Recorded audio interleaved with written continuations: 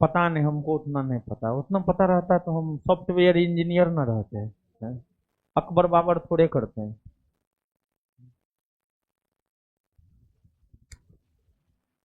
तो वही बिहार पुलिस का ऐप पे भी फ्री था संभवतः क्लास। ऐप पे भी फ्री था, यूट्यूब पे भी लाइव था। वो तो यूट्यूब पे, हाँ जो भी लाइव था वो तो यूट्यूब पे लाइव कर दिए, तो ऐप पे बहुत लोग क्लास कर भी पाया और बहुत लोग नहीं कर पाया। नहीं कर पाए तो यूट्यूब पे आ जाना चाहिए था, उसी वजह से दोनों लिए थे। पूरा बिहार के लिए फ्री था। तो ऐप का एक कैपेसिटी अच्छा खासा है, मतलब एक बार में लाइव जो है अच्छा खासा आता है। अब ज्यादा क्या बोले, ज्यादा नहीं बोलना चाहिए, लेकिन कैपेसिटी से ज्यादा लोग आ गए थे, इसी वजह से बहुत लोग ऐप पे क्लास नहीं कर पाए। तो यूट्यूब पे वीडियो है, जाके देख लीजिएगा। तो आपको कल डिस्कशन ठीक था? ठीक था ना? हाँ, बिट्टू सर की अनुपस्थिति में ऐसे अगले वीक सर ज्वाइन कर लेना चाहिए, मंडे से संभवतः ज्वाइन करेंगे कोचिंग। अगले वीक से आ ही जाएंगे, लेकिन आगे में भी कभी भी इधर उधर होगा तो वही टीचर जो है आकर के आपको क्वेश्चन का डिस्कशन करवाएंगे। आइए देखते हैं हम लोग। पहला क्वेश्चन,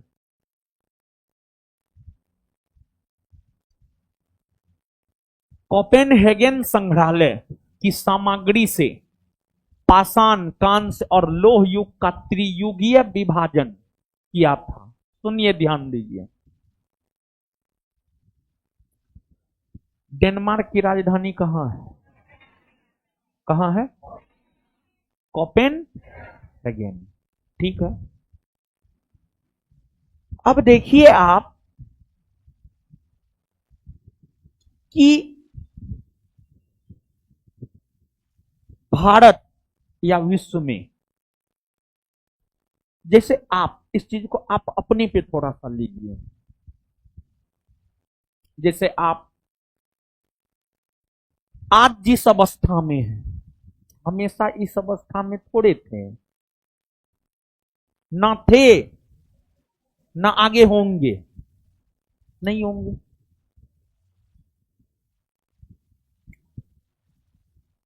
तो आप जन्म लिए होंगे नंगा पंगा, धीरे धीरे जो है, यानी आपको वस्त्र पहनाया गया होगा। धीरे धीरे आप एट फर्स्ट तो गोदी में होंगे, फिर उसके बाद आप गोदी से नीचे उतरे होंगे, फिर आप घुड़कना सीखे होंगे, चलना सीखे होंगे, दौड़ना सीखे, बोलना सीखे, सब कुछ सीखे धीरे धीरे। तो वैसे ही सभ्यताओं का जो विकास हुआ है, क्रमवार तरीका से हुआ है। सभ्यताओं का जो विकास हुआ है, सभ्यताओं का विकास काफी क्रमवार तरीका से हुआ है। पहली सभ्यता पाषाण युगीन सभ्यता थी।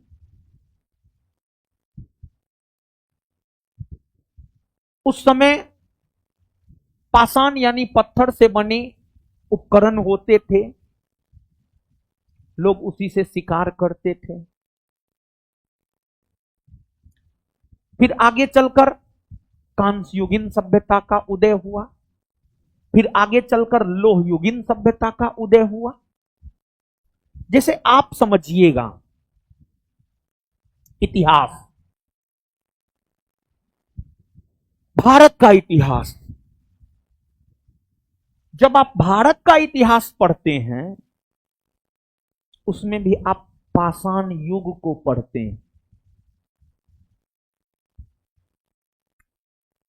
पाषाण युग के बाद आप हड़प्पा सभ्यता को पढ़ते हैं, और हड़प्पा सभ्यता कांस्य युगीन सभ्यता थी, क्योंकि हड़प्पा सभ्यता के उत्खनन से जो पुरातात्विक स्रोत मिले हैं और उसके उत्खनन से कांसा की प्राप्ति भारी मात्रा में हुई है, कांसा की प्राप्ति भारी मात्रा में हुई है। इसी वजह से हड़प्पा सभ्यता को कांस्ययुगीन सभ्यता कहा जाता है। फिर हड़प्पा के बाद वैदिक सभ्यता। वैदिक सभ्यता का सर्वमान्य काल 1500 ईस्वी पूर्व से 600 ईस्वी पूर्व। इसी बीच में 1000 ईस्वी पूर्व में लोहा की खोज हुई। तो वैदिक युगीन सभ्यता को आप, या वैदिक सभ्यता को लोह युगीन सभ्यता भी आप कह सकते हैं। तो देख रहे हैं, सबसे पहले पाषाण, फिर कांस, और फिर लोहा, मतलब क्रमवार तरीका से सभ्यताओं का विकास हुआ। पाषाण युगीन में पत्थर से बने औजार, कांस्य युगीन हड़प्पा सभ्यता, कांसा के प्रमाण मिले हैं। लोह युगीन में लोहा के बने औजार मिले हैं। पाषाण युग, हड़प्पा, वैदिक। तो हम इस चीज को डिस्क्राइब कर रहे थे। अब आते हैं मूल क्वेश्चन पे। कोपेनहेगन संग्रहालय की सामग्री से पाषाण, कांस्य और लोह युग का त्रियुगीय विभाजन किया था। एक यूरोपीय पुरातत्वविद हुए थॉमसन, उन्होंने ही, और एक बात आप यहां जानिए, जो संग्रहालय होता है, जो म्यूजियम होता है, संग्रहालय या म्यूजियम में प्राचीन कालीन वस्तुओं को रखा जाता है। लोग म्यूजियम देखने जाते हैं, देखते हैं कि हाँ ये अकबर का कुछ है, अकबर का अभिलेख है, ये सिकंदर का तलवार है, ये महाराणा प्रताप का तलवार है। यही सब तो होता है संग्रहालय में। संग्रहालय में यही सब तो होता है। तो थॉमसन ने ही कोपेनहेगन संग्रहालय की सामग्री को पाषाण, कांस्य और लोह युग में विभाजन किया था। मतलब थॉमसन ने कोपेनहेगन संग्रहालय में कहा कि ये पाषाण युगीन पुरातत्वविद है, और पाषाण युगीन पुरातात्विक साक्ष्य है। पाषाण युगीन पुरातात्विक साक्ष्य है। ये कांस्य युगीन पुरातात्विक साक्ष्य है। ये लोह युगीन पुरातात्विक साक्ष्य है। इस प्रकार का विभाजन थॉमसन ने किया था। थॉमसन ने, मतलब ये पाषाण युग के वस्तु है, ये हड़प्पा काल के वस्तु है, ये वैदिक काल के वस्तु है। कुछ समझ पाए हैं? आंसर होगा थॉमसन।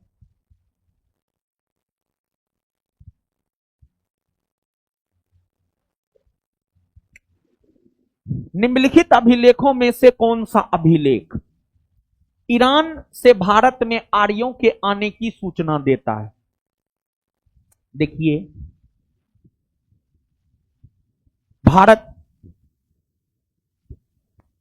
की प्राचीनतम सभ्यताओं में एक वैदिक सभ्यता है,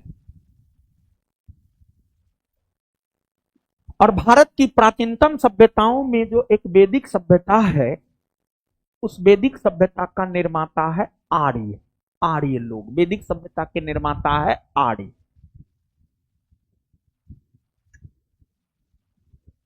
वैदिक सभ्यता के निर्माता आर्य हैं।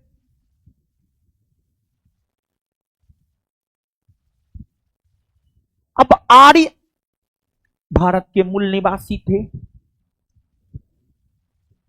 या कहीं और से आए थे, ईरान से आए थे, तिब्बत से आए थे, मध्य एशिया से आए थे, कहां से आए थे, इसको लेकर विद्वानों के बीच विवाद है। कोई आम कहता है, कोई इमली कहता है, कोई कटहल कहता है, कोई कहता है उत्तरी ध्रुवीय क्षेत्र से आए थे, कोई कहता है तिब्बत से आए थे,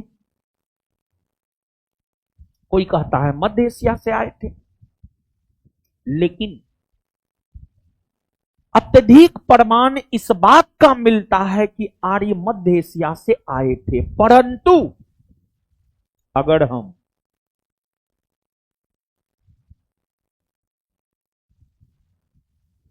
ऋग्वेद पर विश्वास करें तो ऋग्वेद तो यह कहता है कि आर्य सप्त सैंधव क्षेत्र के थे। आर्य सप्त सैंधव क्षेत्र के थे। सप्त सैंधव क्षेत्र मतलब 7 नदियों की भूमि, और 7 नदियों की भूमि मतलब सिंधु, झेलम, चिनाब, रावी, ब्यास, सतलज, सरस्वती। लेकिन अधिकतर विद्वान इस बात से सहमत हैं कि आर्य मध्य एशिया से आए थे। आर्य मध्य एशिया से आए थे और आर्यों का आगमन ईरान होते हुए भारत हुआ था, और आर्य लोग पशुचारक थे। इस बात की सूचना हमें एशिया माइनर अर्थात तुर्की, एशिया माइनर के बोगाज कोई अभिलेख से मिलता है। एशिया माइनर के बोगाज कोई अभिलेख से मिलता है। एशिया माइनर का बोगाज कोई अभिलेख अगर देखा जाए तो एशिया माइनर का जो बोगाज कोई अभिलेख है वो 1400 ईस्वी पूर्व का है, 14वीं शताब्दी ईस्वी पूर्व का है। और वैदिक सभ्यता का कार्यकाल है 1500 ईस्वी पूर्व से 600 ईस्वी पूर्व। और बोगाज कोई अभिलेख में 4 वैदिक कालीन देवी देवताओं की चर्चा मिलती है। जैसे आज का देवी देवता है देवी दुर्गा, देवी काली, देवी सरस्वती, देवी पार्वती, ब्रह्मा, विष्णु, महेश, राम, भगवान राम, भगवान कृष्ण। वैदिक कालीन देवी देवता हुआ करते थे इंद्र, मित्र, नासत्य, अदिति, उषा, इला। ये सभी वैदिक का, मुंह पर से हाथ हटा लीजिए बाबू, अच्छा से सुनिए। वैदिक कालीन देवी देवता हुआ करते थे अदिति, इला, उषा, मित्र, इंद्र, वरुण। तो ये जो वैदिक कालीन देवी देवता है, इन वैदिक कालीन देवी देवताओं में 4 वैदिक कालीन देवताओं की चर्चा बोगाज कोई अभिलेख में है। मित्र, नासत्य, इंद्र, वरुण, जो इस बात की ओर इशारा करता है कि कहीं ना कहीं बोगाज कोई अभिलेख में जो वर्णन है देवी देवताओं का वो वैदिक कालीन देवी देवता है, और बोगाज कोई अभिलेख ही ईरान से भारत में आर्यों के आने की सूचना देता है। आंसर हो जाएगा बोगाज कोई। मानसेहरा अभिलेख, शहबाजगढ़ी अभिलेख, अशोक का अभिलेख है। अशोक का शहबाजगढ़ी अभिलेख पाकिस्तान के पेशावर से मिला है। अशोक का मानसेहरा अभिलेख पाकिस्तान के हजारा से मिला है। और अशोक के ये दोनों अभिलेख खरोष्टी लिपि में है। और आगे ऑप्शन में जूनागढ़ अभिलेख है। शक शासक रुद्रदामन का जूनागढ़ अभिलेख है जो संस्कृत भाषा में वर्णित अभिलेख है। और रुद्रदामन के जूनागढ़ अभिलेख में चंद्रगुप्त मौर्य और अशोक दोनों की चर्चा है।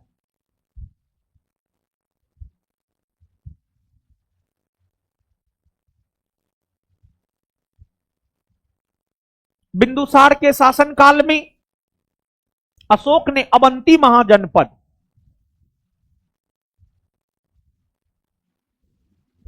जीतकर मौर्य साम्राज्य में मिला लिया था। इसका उल्लेख किस ग्रंथ में मिलता है? देखिए, मौर्य साम्राज्य के प्रथम और संस्थापक शासक हुए चंद्रगुप्त मौर्य। चंद्रगुप्त मौर्य का उत्तराधिकारी हुआ उसका बेटा बिंदुसार, और बिंदुसार का उत्तराधिकारी हुआ उसका बेटा अशोक। जब बिंदुसार राजा हुआ करते थे तो उसका बेटा अशोक उज्जैन के गवर्नर या राज्यपाल हुआ करते थे। उज्जैन के उपराजा हुआ करते थे। उज्जैन के उपराजा हुआ करते थे। और उज्जैन के उपराजा होते हुए ही अशोक ने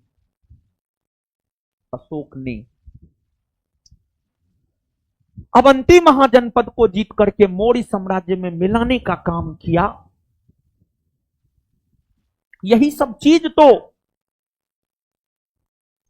अशोक को बिंदुसार का उत्तराधिकारी बनाने में मदद किया, जबकि बिंदुसार यह चाहता था कि उसका उत्तराधिकारी उसका बड़ा बेटा बने। लेकिन अशोक बिंदुसार का बड़ा बेटा नहीं था, परंतु अशोक योग्य था। अशोक योग्य था। कभी भी बड़ा बेटा, छोटा बेटा, बड़ी बेटी, छोटी बेटी कुछ नहीं देखना चाहिए। जो योग्य होगा वो उत्तराधिकारी बनेगा। और अगर आप योग्य हैं तो अपनी योग्यता के बल पर उत्तराधिकारी बन सकते हैं। अशोक योग्य था। सब भाई को मार दिया, काम खत्म, बन गया राजा। इतिहास आपको आपके प्रारंभिक कार्यों से याद नहीं रखता है, इतिहास आपके अंतिम कार्य से याद रखता है। अशोक प्रारंभ में हिंसक था, बाद में एकदम परम संत बन गया। शांतिवादी नीति को अपना लिया। अशोक को आज हम लोग शांतिवादी नीति के तौर पर ही याद करते हैं। अशोक से ये बात समझिए, मतलब शुरुआत आपका कैसा भी हो, अंत शानदार होना चाहिए। शुरुआत तो हर कोई जोश जुनून के साथ करता है, अंत हर किसी का अच्छा नहीं हो पाता है। मतलब हम आपको ये कहना चाह रहे हैं कुल मिलाकर के, पटना आए हैं, खाली हाथ नहीं जाना है। खाली हाथ कौन जाता है? जो मेहनत नहीं करता है, जो सही मार्गदर्शन में पढ़ाई नहीं करता है, जो ईमानदारी से अनुशासित होकर के मेहनत नहीं करता। कोई भी बच्चा ईमानदारी से अनुशासित होकर के मेहनत करे, राहुल मुंगेरिया जैसा नहीं, बल्कि विकास गुप्ता जैसा, चुन्नू जैसा, मुकुंजा जैसा, मनोज जैसा ईमानदारी से अगर मेहनत करे तो जैसे ये लोग जॉब लेकर के गए हैं, आप भी जा सकते हैं। अब ठीक है, अशोक ने जीता। अशोक बौद्ध धर्म को अपनाया था। अशोक अवंती को जीतकर अपने साम्राज्य में मिलाया था। इस बात की जानकारी अगर देखा जाए, अशोक अवंती को जीतकर अपने पिता के साम्राज्य बिंदुसार के साम्राज्य में मिलाया था, इस बात की जानकारी हमें बुद्ध घोष की सामंत पासादिका से मिलता है। बुद्ध घोष की सामंत पासादिका से मिलता है। ऐसे अगर कौटिल्य के अर्थशास्त्र की हम लोग बात करें तो कौटिल्य का अर्थशास्त्र हमें मौर्य साम्राज्य के बारे में बेशक बृहद रूप में जानकारी देता है, क्योंकि मौर्य साम्राज्य के संस्थापक चंद्रगुप्त मौर्य और बिंदुसार के प्रधानमंत्री तो कौटिल्य या चाणक्य या विष्णुगुप्त ही हुआ करते थे। और मौर्य साम्राज्य को मौर्य साम्राज्य बनाने में तो बड़ा योगदान चाणक्य का ही रहा है। उनकी रचना से तो मौर्य साम्राज्य के बारे में हमें जानकारी मिलती ही है। पाणिनि का अष्टाध्यायी यह एक व्याकरण ग्रंथ, पतंजलि का महाभाष्य, यह पुस्तक हमें शुंग वंश के बारे में जानकारी देता। शुंग वंश, और शुंग वंश के संस्थापक और प्रथम शासक पुष्यमित्र शुंग ने अश्वमेघ यज्ञ करवाया था। उसके अश्वमेघ यज्ञ करवाने को लेकर जानकारी पतंजलि का महाभाष्य देता है। पतंजलि का महाभाष्य देता है। और पतंजलि पुष्यमित्र शुंग के दरबार में रहते थे। पतंजलि ने ही पुष्यमित्र शुंग के लिए अश्वमेघ यज्ञ करवाया। और पतंजलि को ही योग दर्शन का प्रतिपादक माना जाता है। भारत में जिस षड दर्शन की संकल्पना की गई है, उस षड दर्शन में जो योग दर्शन है, योग दर्शन का प्रतिपादक पतंजलि को ही माना जाता है। आज के डेट में योग के प्रति योग योग योग करे योग रहे निरोग, योग के प्रति लोगों में जागरूकता फैलाने को लेकर प्रत्येक वर्ष 21 जून को अंतर्राष्ट्रीय योग दिवस के रूप में मनाया जाता है। और 21 जून को अंतर्राष्ट्रीय योग दिवस के रूप में जो मनाया जाता है, इसमें केंद्र की मोदी सरकार का बहुत बड़ा योगदान है। उसके पहल से ही जो है ये कार्य हुए। मोदी जी बहुत अच्छे अच्छे काम किए हैं, समझ गए। मोदी जी अनुच्छेद 370 जम्मू कश्मीर से समाप्त किए, उसके बाद आतंकवादी घटना सब रुक गया। बहुत कुछ किए हैं मोदी जी।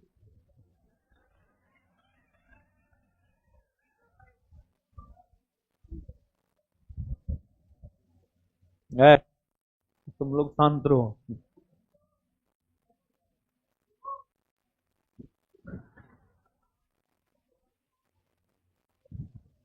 नहीं, तुरंत बोल दी पागल है।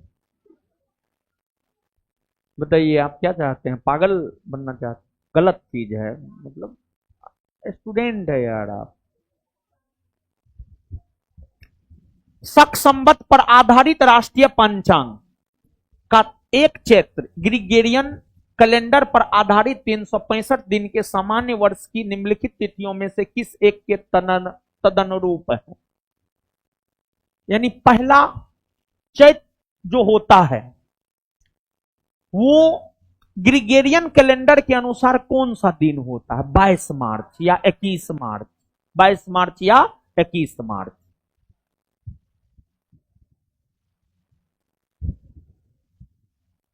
निम्नलिखित में से कौन सा सही सुमेलित नहीं है, मतलब कौन गलत है? कौन सा सही सुमेलित नहीं है, मतलब कौन गलत है? विदेशी यात्री और भारत भ्रमण। फाहियान, फाहियान फा प्लस हियान से मिलकर बना है। फा का मतलब धर्म, हियान का मतलब आचार्य। यानी फाहियान का शाब्दिक अर्थ होता है धर्माचार्य, धर्माचार्य। ये चीनी बौद्ध यात्री था, चीनी बौद्ध यात्री था। तो गौतम बुद्ध के जीवन से जुड़े स्थलों की यात्रा या भ्रमण करने को लेकर ये भारत आए थे। ये भारत गुप्त वंश के शासक चंद्रगुप्त द्वितीय या चंद्रगुप्त विक्रमादित्य के शासन काल में आए थे। और भारत में 399 ईस्वी से 414 ईस्वी तक रहे हैं, ये सही है। इनका भारत भ्रमण वर्ष यही है। वेनसोंग हो से हर्षवर्धन, वर्धन वंश के सबसे महान शासक हर्षवर्धन के शासन काल में वेनसोंग नामक चीनी बौद्ध यात्री का भारत आगमन हुआ। वे 629 ईस्वी में भारत की यात्रा को लेकर निकले थे, 630 में पहुंचे, 644 तक भारत में रहे, पुनः वापस अपने देश लौट गए। तो 629 से 645 भारत भ्रमण यात्रा वेनसोंग का था, यह भी सही है। और वेनसोंग को यात्रियों में राजकुमार कहा जाता है, नीति का पंडित कहा जाता है, वर्तमान शाक्य मुनि कहा जाता है। वेनसोंग नालंदा विश्वविद्यालय में अध्ययन भी किए थे, अध्यापन भी करवाए थे। और जब वे नालंदा विश्वविद्यालय में अध्ययन कर रहे थे उस समय वहां के आचार्य थे आचार्य शिलभद्र, वहां के कुलपति थे आचार्य शिलभद्र। सही है ये भी। इत सिंह यह भी चीनी यात्री था। 679 से 695 ईस्वी के बीच भारत भ्रमण पर हैं। सही है। अल मसूदी 957 में भारत आया था। सही है ये भी। इस समय भारत में राजपूतों का राज था और राजपूत राजवंशों में गुर्जर प्रतिहार वंश इस समय शक्तिशाली तौर पर शासन कर रहे थे। उसी समय अल मसूदी भारत आए थे। एकदम ये भी सही है। सब सही है, कोई गलत है ये नहीं। उत्तर होगा इनमें से कोई नहीं।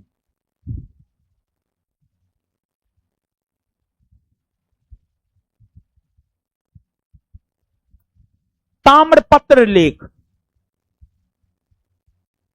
दर्शाते हैं कि प्राचीन काल में बिहार के राजाओं का संपर्क था बर्मा से, थाईलैंड से, कंबोडिया से, जावा, सुमात्रा से। देखिए बाबू,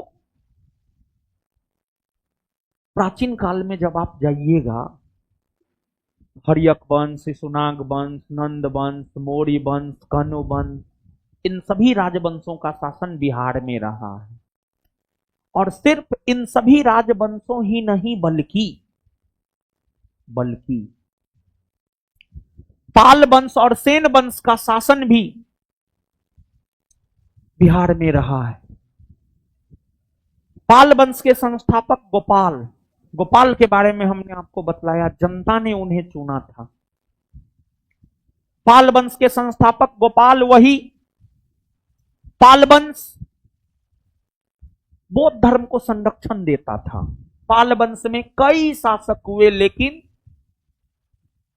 पाल शासकों में एक नाम आता है देवपाल का। पाल शासकों में एक नाम आता है देवपाल का। देवपाल पाल वंश के महान शासकों में से एक थे और देवपाल का संबंध इंडोनेशिया के जावा सुमात्रा के शासक पालपुत्र देव के साथ था। बालपुत्र देव के साथ था। जब पाल वंश के शासक देवपाल हुआ करते थे उस समय इंडोनेशिया के जावा सुमात्रा द्वीप पर शैलेंद्र वंश का शासन था। शैलेंद्र वंश। जब बिहार में पाल वंश का शासन था तो इंडोनेशिया के जावा सुमात्रा में शैलेंद्र वंश का शासन था। और जब देवपाल शासक हुआ करते थे बिहार के पाल वंश के अंतर्गत, तो इंडोनेशिया के जावा सुमात्रा के शैलेंद्र वंशीय शासक हुआ करते थे कौन? बालपुत्र देव। उन्होंने पाल शासक देवपाल से अनुमति लेकर बिहार के नालंदा में एक बौद्ध विहार का निर्माण करवाया। एक बौद्ध विहार का निर्माण करवाया। जो जानकारी हमें ताम्रपत्र लेख देता है, यानी इस प्रकार हम यह बात कह सकते हैं कि जो ताम्रपत्र लेख है वह हमें यह जानकारी देता है कि प्राचीन काल में बिहार के शासकों का संबंध इंडोनेशिया के जावा सुमात्रा जैसे द्वीप पर शासन करने वाले राजाओं के साथ था। सामान्य तौर पर देखिए बिहार को नीचा करके दिखलाया जाता है, लेकिन हाल फिलहाल में एक कोई मेरे पास वीडियो आया, उसमें कोई कॉमेडियन था, स्टैंड अप कॉमेडियन या जो भी था, वो जो है कोई बोला हम बिहार से हैं तो उसको बोलता नीचे बैठो नीचे। ये जो है बिहारियों का अपमान है और बिहारियों का अपमान कदापि नहीं होनी चाहिए। इसका एक तरोताजा उदाहरण देते हैं बाबू सोना। अभी हाल फिलहाल में 2023 में जातीय जनगणना बिहार ने करवाया। और जातीय जनगणना की बात संसद के सदनों में 1994 ईस्वी में श्री नीतीश कुमार जी ने उठाया था। और जातीय जनगणना की बात 1996 ईस्वी में श्री लालू प्रसाद यादव जी ने उठाया था। और 2011 में लालू जी के प्रयास से ही जातीय जनगणना को लेकर पहल भी हुआ। और जब बिहार में नीतीश जी तेजस्वी जी के साथ थे, कांग्रेस के साथ थे, तो बिहार में जातीय जनगणना हुआ। और हाल में केंद्र की मोदी सरकार की राजनीतिक कैबिनेट समिति ने यह निर्णय लिया, पूरे भारतवर्ष का जातीय जनगणना करवाया जाएगा। पूरे भारतवर्ष का जातीय जनगणना करवाया जाएगा।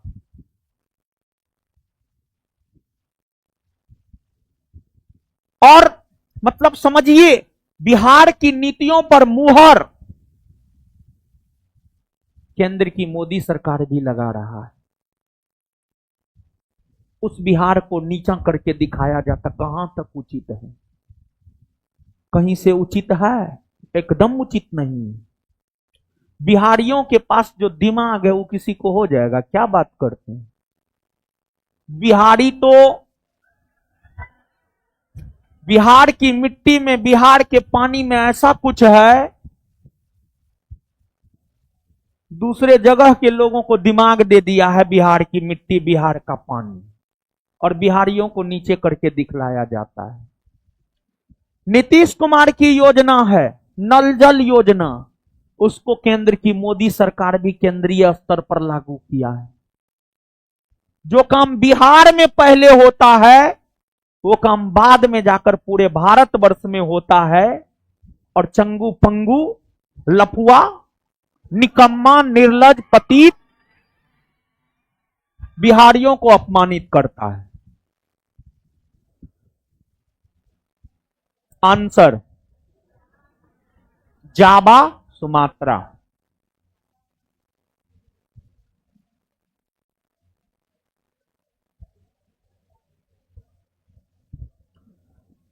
राजा को अपनी प्रजा से मुक्ति मिली और प्रजा को अपने राजा से। किसके निधन पर बदायूनी ने इस प्रकार की टिप्पणी की थी? देखिए, दिल्ली सल्तनत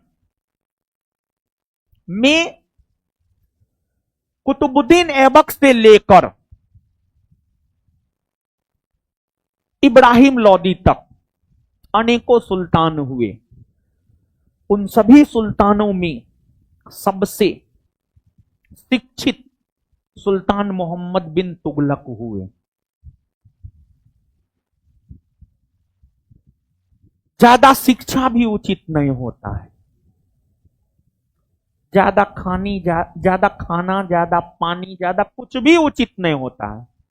ज्यादा पढ़ लिया था बेचारा, समझे? तो ज्यादा शिक्षा भी उचित नहीं होता है, समझे?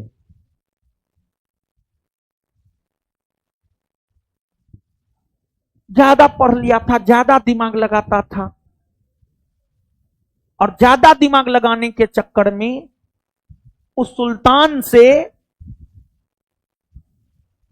प्रजा नाराज रहता था। काम ही ऐसा करता था,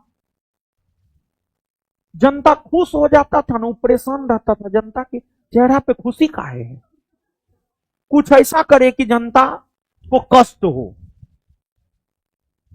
वो सुल्तान था मोहम्मद बिन तुगलक। मोहम्मद बिन तुगलक, एमबीटी। मोहम्मद बिन तुगलक भाग्यशाली नहीं था। जहां सोना में हाथ रखता था ना, वो कोयला बन जाता था।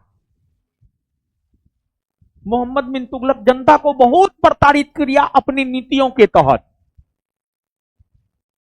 तो सामान्य तौर पर जब कोई मरता है, शोक संवेदना व्यक्त करता है, चाहे वो कितना भी बुरा इंसान हो, एक बार मुंह से जरूर निकलता है, अच्छे आदमी था, भले से अच्छे आदमी था, अच्छा आदमी था, ये अलग चीज, अच्छा आदमी था, अच्छे आदमी था, दोनों में बड़ी अंतर है। वर्ड एक ही है, बोलने के तरीका में अंतर हुआ, दोनों में बड़ी अंतर हो गया। तो बदायूनी मध्यकालीन इतिहासकार हुआ करते थे, उन्होंने मोहम्मद बिन तुगलक के क्रियाकलापों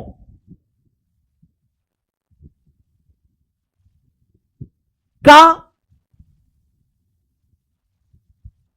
उल्लेख करते हुए उनके निधन पर यह लिखा, अंततः राजा को अपनी प्रजा से मुक्ति मिली और प्रजा को अपनी राजा से। यह स्टेटमेंट मोहम्मद बिन तुगलक के लिए लिखा गया है बदायूनी के द्वारा। मध्यम मार्ग को अपनाइए बाबू, मध्यम मार्ग, मध्यम मार्ग, एकदम मध्यम मार्ग को अपनाइए। हर चीज में परेशान करना है किसी को, ज्यादा नहीं, इतना परेशान नहीं कर देना है कि बच्चा फांसी लटका ले, ऐसा भी ना हो, समझ गए। हाल फिलहाल में हुआ है।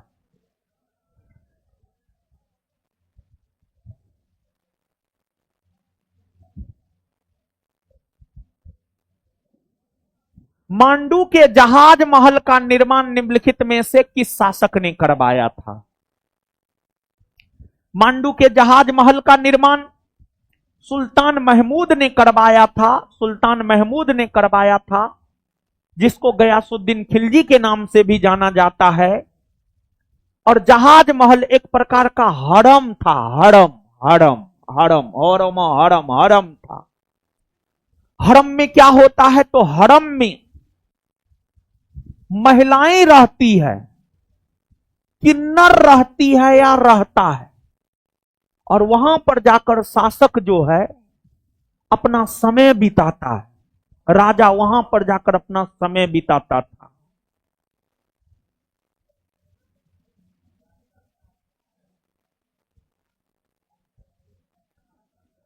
निम्न में से किसे हिंदी खड़ी बोली का जनक माना जाता है? हिंदी खड़ी बोली का जनक अमीर खुसरो को माना जाता। किसे माना जाता? अमीर खुसरो।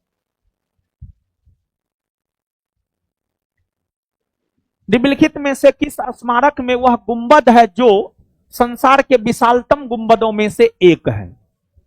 संसार के विशालतम गुंबदों में से एक है गोल गुंबद बीजापुर।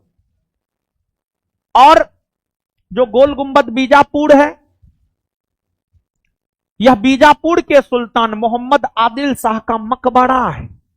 मकबरा, जैसे हिंदू धर्म में लोग जो मरता है उसको जो उसका जो अंतिम संस्कार होता है वहां स्मारक बनाया जाता है। राजघाट,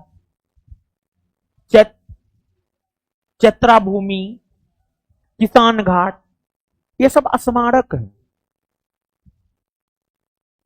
उसी प्रकार इस्लाम धर्म के लोग जब मरते हैं तो उनके लिए जो विशेष स्मारक बनाया जाता है उसी को मकबरा कहा जाता है।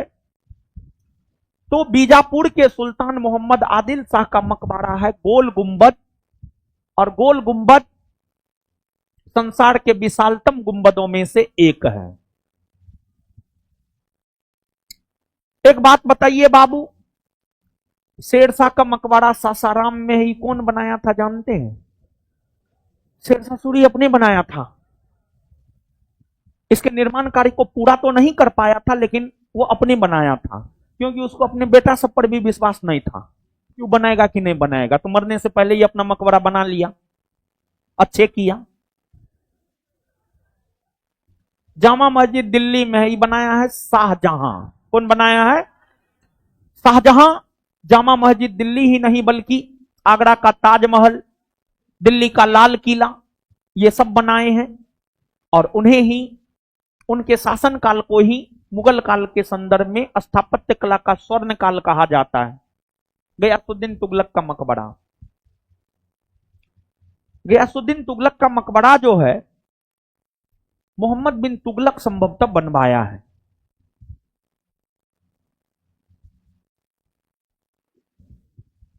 निम्नलिखित सूफी शाखाओं के किस एक में संगीत निषिद्ध था, यानी संगीत पर पाबंदी थी। संगीत पर पाबंदी पूरी तरीका से अगर देखा जाए तो नक्शबंदी संप्रदाय में था, नक्शबंदी संप्रदाय में था। और जो नक्शबंदी संप्रदाय है, इस संप्रदाय की स्थापना भारत में ख्वाजा बहाउद्दीन नक्शबंदी ने किया था। और इस संप्रदाय को मुगल बादशाह औरंगजेब मानता था, और इसी वजह से औरंगजेब भी अपने शासनकाल के समय संगीत पर पाबंदी लगा दिया था। और इस संप्रदाय का एक लक्ष्य था भारत का इस्लामीकरण करना, और इस संप्रदाय को मानने के वजह से ही औरंगजेब भारत का इस्लामीकरण करने को लेकर प्रेरित हुआ था। लेकिन औरंगजेब को अपने पूर्वजों का बात मानना चाहिए था। औरंगजेब के पिता शाहजहां, शाहजहां के पिता जहांगीर, जहांगीर के पिता अकबर, अकबर के पिता हुमायूं, हुमायूं के पिता बाबर। बाबर जब मृत्यु की शैया पर लेटे हुआ था तो बाबर अपने बेटा हुमायूं को कुछ संदेश दिया था और कहा था कि बाबू, अगर भारत का बादशाह बन के रहना है, हिंदुओं से मिलजुल कर रहना, गाय का मांस मत खाना, गाय को मत काटना। हुमायूं हद तक माना। हुमायूं के बाद अकबर पूरा माना। अकबर हिंदुओं के साथ अच्छा संबंध बना के रखा, क्योंकि भारत ऐसा नहीं है कि भारत में आज हिंदुओं की संख्या सबसे ज्यादा है, नहीं।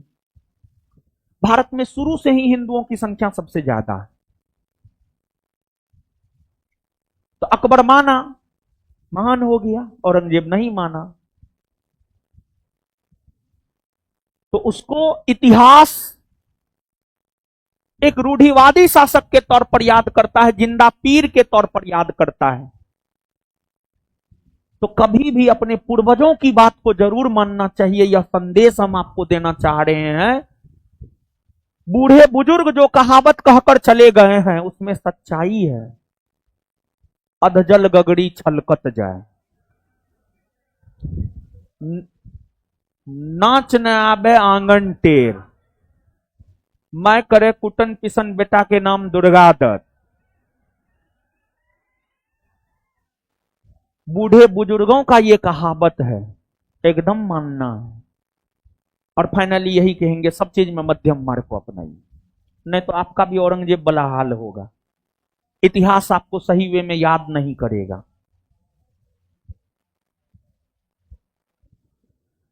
औरंगजेब ने किसको साहिबात उज्जमानी की उपाधि प्रदान की थी? देखिए, औरंगजेब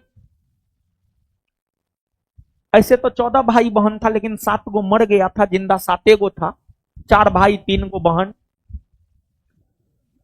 तो औरंगजेब की बड़ी बहन थी जहां आरा, और औरंगजेब की बड़ी बहन जहां आरा तथा औरंगजेब की अन्य बहनों में रोशन आरा, गोहन आरा, ये सब औरंगजेब की बहन थी। औरंगजेब की बड़ी बहन जो जहां आरा थी, जहां आरा विदुषी महिला थी, विद्वान महिला थी। जहां आरा की योग्यता की वजह से औरंगजेब ने जहां आरा को साहिबात उज्जमानी तथा पादशाह बेगम का उपाधि प्रदान किया था। पादशाह बेगम, पादशाह बेगम का उपाधि प्रदान किया था औरंगजेब अपनी बड़ी बहन जहां आरा को, दोनों उपाधि प्रदान किया था। जबकि जहां आरा जब औरंगजेब और उसके भाइयों के बीच उत्तराधिकारी का युद्ध हो रहा था, उस उत्तराधिकारी के युद्ध में जहां आरा दारा सिकोह का साथ दे रही थी, लेकिन फिर भी जहां आरा को औरंगजेब ने सम्मानित किया, सिर्फ उसके बुद्धिमता की वजह से, सिर्फ उसके विद्वान होने की वजह से, सिर्फ उसकी योग्यता की वजह से। अटल बिहारी वाजपेयी इतने योग्य थे, हर कोई उनका सम्मान करता था, विपक्ष के लोग हो या सत्ता पक्ष के लोग, हर कोई। नीतीश जी इतने दिमागी हैं, नीतीश जी को लेकर सब कहता नीतीश सबके हैं, योग्यता की वजह से।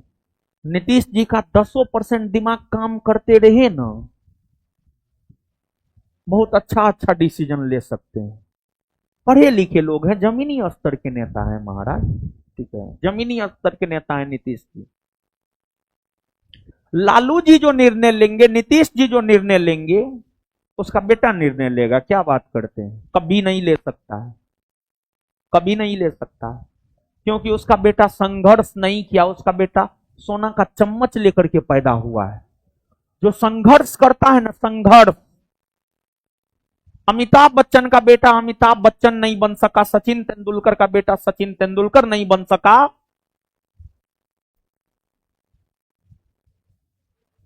सुनील गावस्कर का बेटा सुनील गावस्कर नहीं बन सका, क्योंकि उसने संघर्ष ही नहीं किया। संघर्ष, संघर्ष बहुत बड़ा चीज है बाबू। जो संघर्ष करेगा, जो तपेगा, वही बनेगा। जो सोना जितना तपता है, वही सोना उतना चमकता है। आंसर,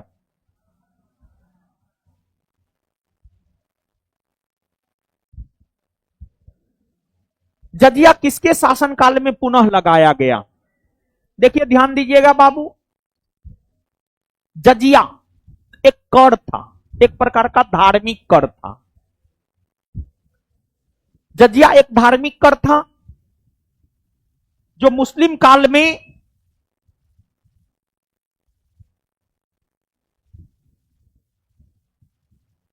मुस्लिम शासकों के द्वारा गैर मुसलमानों से लिया जाता था, यानी जो मुसलमान नहीं था उससे लिया जाता था। जजिया एक धार्मिक कर था जो मुस्लिम शासकों द्वारा गैर मुसलमानों से लिया जाता था। अकबर, मुगल बादशाह अकबर का संबंध जब राजपूत शासकों के साथ बना, तो अकबर ने जजिया कर को समाप्त कर दिया। और अकबर ने जिस जजिया कर को समाप्त किया, उस जजिया कर को आगे चल करके मुगल बादशाह औरंगजेब ने फिर से लागू किया। ऑप्शन के अकॉर्डिंग अगर देखा जाए तो औरंगजेब।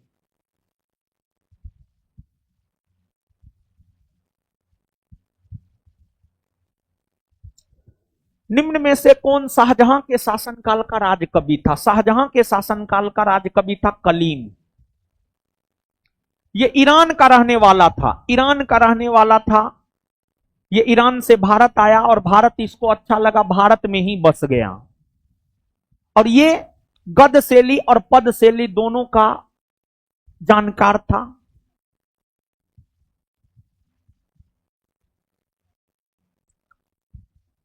किस मुगल सेना नायक के साथ शिवाजी ने पुरंदर की संधि पर हस्ताक्षर किए थे? देखिए ध्यान दीजिएगा बाबू, शिवाजी, शिवाजी महाराज, जिन्हें मराठा साम्राज्य के कर्ता धर्ता तथा संस्थापक के तौर पर याद किया जाता है, शिवाजी महाराज से औरंगजेब भी काफी परेशान था। शिवाजी महाराज जो धीरे धीरे मराठा साम्राज्य का विस्तार कर रहा था, उस शिवाजी महाराज,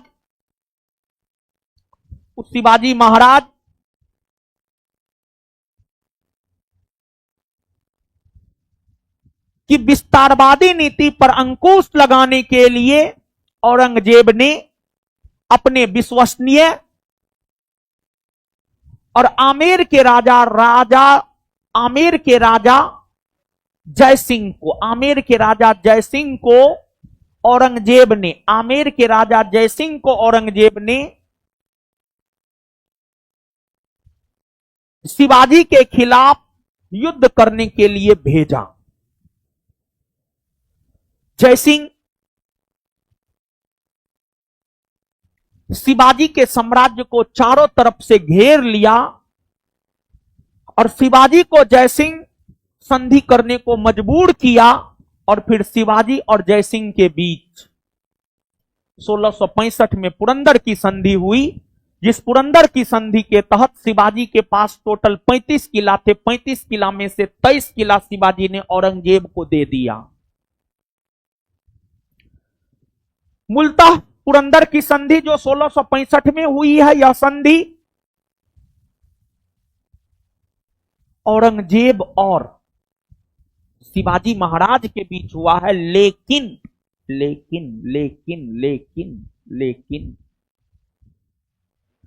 इस संधि पर औरंगजेब की तरफ से हस्ताक्षर जयसिंह ने किया था और इस संधि के तहत तो शिवाजी महाराज 35 में से 23 किला दे ही दिए। साथ ही साथ शिवाजी महाराज यह भी कहे कि हम औरंगजेब से मिलने जाएंगे उनके दरबार में, और शिवाजी महाराज इस संधि के तहत मिलने गए भी औरंगजेब के दरबार में। लेकिन एक राजा को जो सम्मान मिलना चाहिए वो शिवाजी महाराज को नहीं मिला, जिस वजह से शिवाजी महाराज ने औरंगजेब के दरबार में ही औरंगजेब के खिलाफ विद्रोह कर दिया और फिर शिवाजी महाराज को कैद करके आगरा के जयपुर भवन में रख दिया गया। लेकिन शिवाजी महाराज अपनी दूरदर्शिता का प्रयोग करते हुए आगरा के जयपुर भवन से भाग निकले और फिर से अपने सभी किला को जीत लिया। इससे प्रसन्न होकर के औरंगजेब ने कहा, न अब तो राजा आदमी है, और औरंगजेब ने ही शिवाजी महाराज को राजा की उपाधि दिया और एक वास्तविक राजा माना। समझ गए? आंसर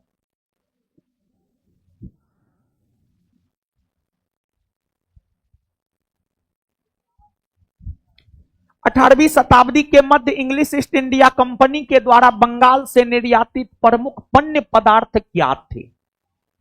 मतलब देखिए बाबू, प्रश्न ये कह रहा है, अंग्रेजी ईस्ट इंडिया कंपनी भारत आई थी व्यापार करने के लिए।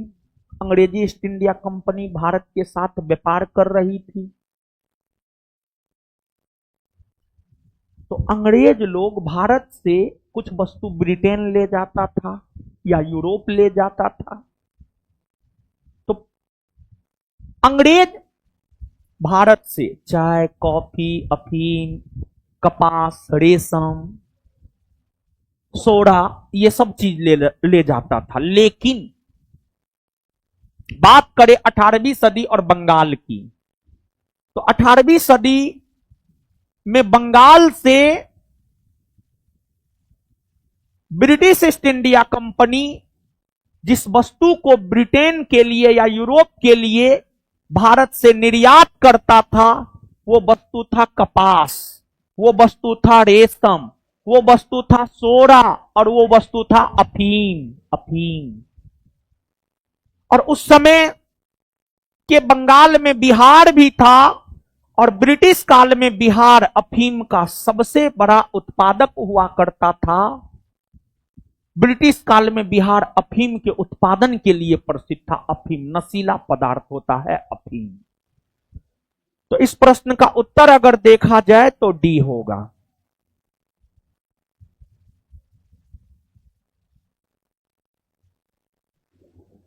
रजनी पामदत्त ने कहा वे साम्राज्यवाद से लड़ते भी थे और सहयोग भी करते थे। उन्होंने किस राजनीतिक गठबंधन के बारे में यह कहा? देखिए, रजनी पामदत्त का जहां तक सवाल है, शुरुआती दिनों में रजनी पामदत्त कांग्रेस का विरोध करते थे।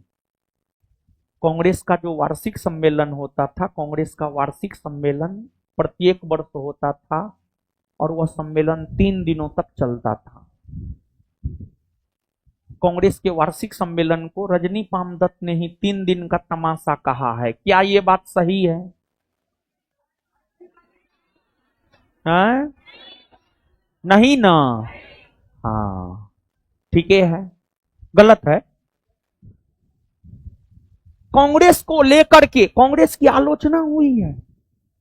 आप ही मत समझिएगा कि कांग्रेस हो, गांधी जी हो, अंबेडकर साहब हो, भगत सिंह हो, सुभाष चंद्र बोस हो, जवाहरलाल नेहरू हो, सरदार पटेल, कोई भी नाम ले ली, सबका विरोध हुआ है, सबका विरोध हुआ है। आप आज ना उनकी अच्छाई को पढ़ते हैं, महात्मा बुद्ध का स्माइलिंग फेस आप देखते हैं, लेकिन महात्मा बुद्ध के पूरे जीवन काल को पढ़ेंगे, बहुत कष्ट दिया इस समाज के लोगों ने। समझ गए? समाज को लेकर के मेरा क्या अवधारणा है जानते हैं? नहीं बोलेंगे, थोड़ा विवादित तो हो जाता है, समझे, थोड़ा विवादित हो जाता है ना। यूट्यूब पे वीडियो जाता, नहीं बोलेंगे, बोल देते हैं, क्या दिक्कत। समाज के लोग बड़ी दोगले चरित्र के होते हैं। जो समाज आपकी असफलता पर कहेगा निकम्मा है, नालायक है, वही समाज आपकी सफलता पर कहेगा हम जानते थे ही करेगा। तो इसको क्या कहा जाए? हाँ, तो कभी समाज के चक्कर में मत पड़िए, हमेशा अपने चक्कर में लगे रहिए। हम कैसे आगे बढ़ेंगे, हम कैसे सफल होंगे, हमेशा इस बारे में सोचिए। तो कांग्रेस की आलोचना महात्मा गांधी ने भी किया है, अश्विनी कुमार दत्त ने किया है। उन्होंने ही कहा है कांग्रेस का सम्मेलन 3 दिन का तमाशा है। अरविंद घोष ने किया है, लाला लाजपत राय ने किया है, बाल गंगाधर तिलक ने किया है। उसी कड़ी में रजनी पामदत्त ने भी भारतीय राष्ट्रीय कांग्रेस की आलोचना किया। भारतीय राष्ट्रीय कांग्रेस का जो क्रियाकलाप था अनूने बिने वाला था। मतलब कांग्रेस के लोग कहते थे हम अंग्रेज से लड़ रहे हैं, कांग्रेस के लोग कहते थे हम अंग्रेज से लड़ रहे हैं, और बात मनमाता था, मान ना जाइए, ये अधिकार देना दीजिए। तो कांग्रेस के इसी क्रियाकलाप पर, कांग्रेस के इसी क्रियाकलाप की आलोचना करते हुए रजनी पामदत्त ने कांग्रेस को लेकर यह कहा है वे साम्राज्यवाद से लड़ते भी थे, मतलब वे अंग्रेजों से लड़ते भी थे और सहयोग भी करते थे, और सहयोग भी करते थे। कांग्रेस को लेकर यह कहा है। और भारतीय राष्ट्रीय कांग्रेस की स्थापना 28 दिसंबर 1885 को मुंबई के गोकुलदास तेजपाल संस्कृत विद्यालय में हुआ था।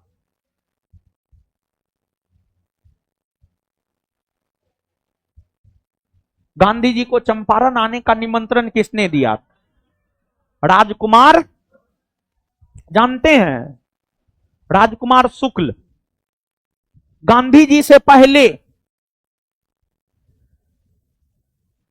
और भी कांग्रेस के नेताओं को चंपारण आने का निमंत्रण दिए थे, जैसे मोतीलाल नेहरू, मदन मोहन मालवीय। लेकिन ये सब लोग नहीं आए, नहीं आए ये सब लोग। इन लोगों को लगता था है छोटा मोटा मुद्दा है, हम देखेंगे छोटा मोटा मुद्दा। लेकिन गांधी जी का खासियत ये था, छोटा मुद्दा को उठाकर उसे राष्ट्रीय पहचान देते थे गांधी जी। गांधी जी के पास जब राजकुमार शुक्ल गए तो राजकुमार शुक्ल बोले कि चलिए चंपारण, हम लोगों को अधिकार दिलवाइए। तो गांधी जी आश्वासन दिए, हाँ हम चलेंगे। तो राजकुमार शुक्ल बोल भी दिए, ऐसा आश्वासन तो और भी लोगों से मिला है। लेकिन अन्य कांग्रेसी और गांधी जी में अंतर यही था,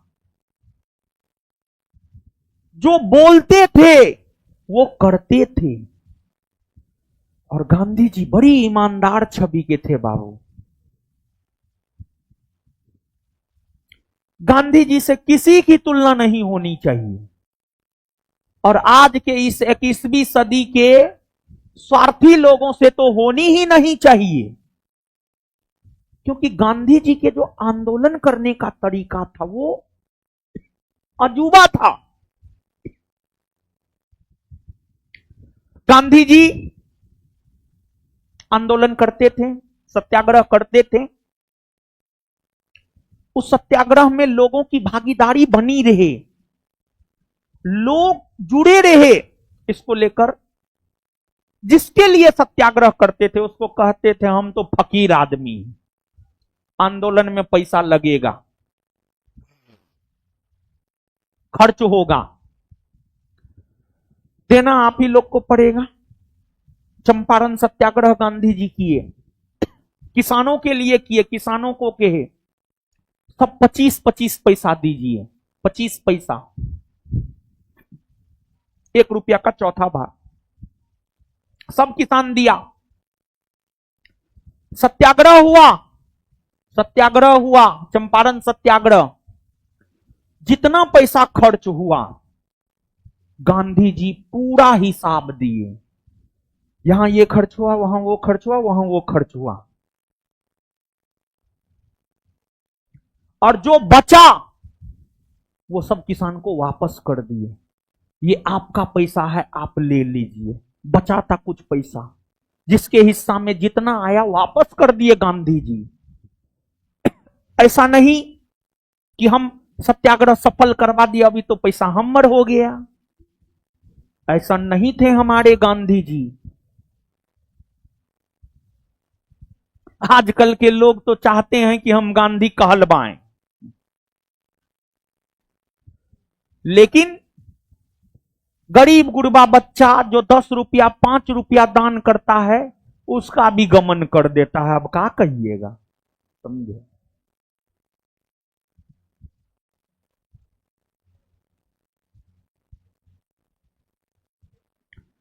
निम्नलिखित में से आजाद हिंद फौज के किस अधिकारी ने लाल किले पर चलाए गए मुकदमा का सामना नहीं किया? गुरुदयाल सिंह, प्रेम सहगल, मोहन सिंह, शाहनवाज खान। देखिए बाबू, नहीं किया। देखिए क्या हुआ था जानते हैं? आजाद हिंद फौज, आजाद हिंद फौज के पहले डिवीजन का गठन कैप्टन मोहन सिंह के द्वारा किया गया था वर्ष 1942 में। आजाद हिंद फौज के पहले डिवीजन का गठन वर्ष 1942 ईस्वी में कैप्टन मोहन सिंह के द्वारा किया गया था। Captain Mohan Singh, captain Mohan Singh.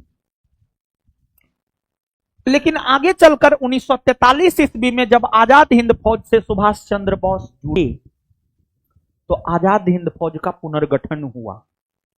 लेकिन जब आजाद हिंद फौज का पुनर्गठन हुआ ना, तो कैप्टन मोहन सिंह आजाद हिंद फौज से अपना रिश्ता तोड़ लिए, अपना रिश्ता तोड़ लिए कैप्टन मोहन सिंह। बाद में जाकर कैप्टन मोहन सिंह कांग्रेस के सदस्य बने, राज्यसभा के भी सदस्य रहे हैं कैप्टन मोहन सिंह। कैप्टन मोहन सिंह आजाद हिंद फौज के 1943 ईस्वी में पुनर्गठन के बाद जो है आजाद हिंद फौज से नाता रिश्ता तोड़ लिए। उसके बाद ही आजाद हिंद फौज के सैनिक जापान की तरफ से अंग्रेजों के खिलाफ लड़े थे, और आजाद हिंद फौज के सैनिक जापान के तरफ से अंग्रेजों के खिलाफ लड़े थे। लेकिन 1945 में जब अमेरिका ने जापान पर बम गिराया, परमाणु बम गिराया, 6 अगस्त 1945, 9 अगस्त 1945, लिटिल बॉय और फैटमैन, नागासाकी और हिरोशिमा पर, जापान बर्बाद हो गया।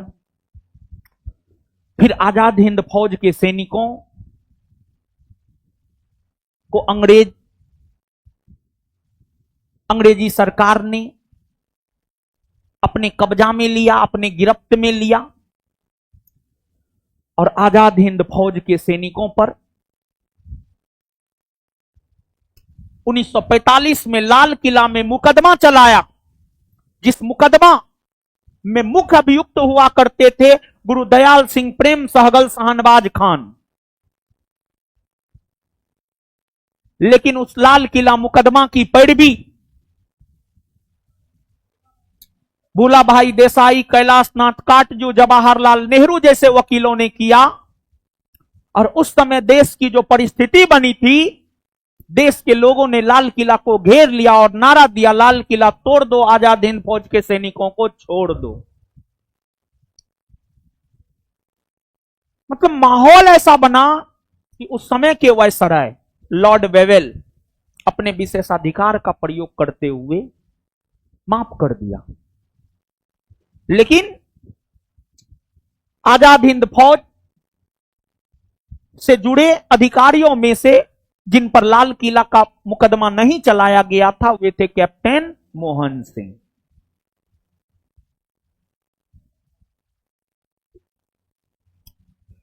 वर्ष 1919 में जब मॉन्टेग्यू चेम्सफोर्ड अधिनियम पास हुआ था, तब इंग्लैंड का प्रधानमंत्री था लॉयड जॉर्ज। लॉयड जॉर्ज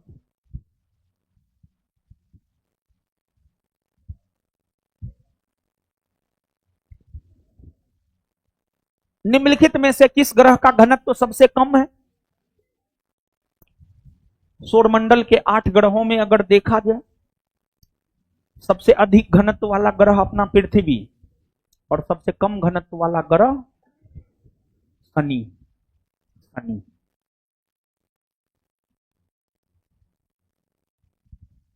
लाल ग्रह किसे कहते हैं? आए फोबोस और डिमोस किसका उपग्रह? आए भोर का तारा, सांझ का तारा, पृथ्वी की बहन, पृथ्वी की भगिनी, अद्भुत ग्रह, नीला ग्रह, एकमात्र ग्रह जिस पर मानव है।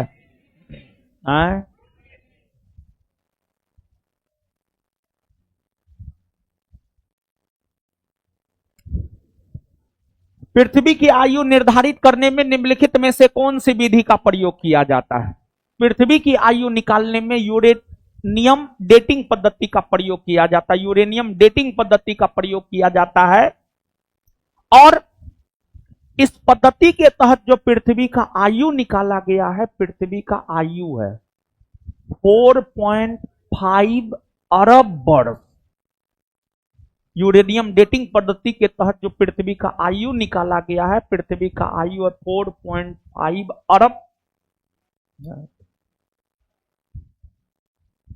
अरब वर्ष। 4.5 अरब वर्ष।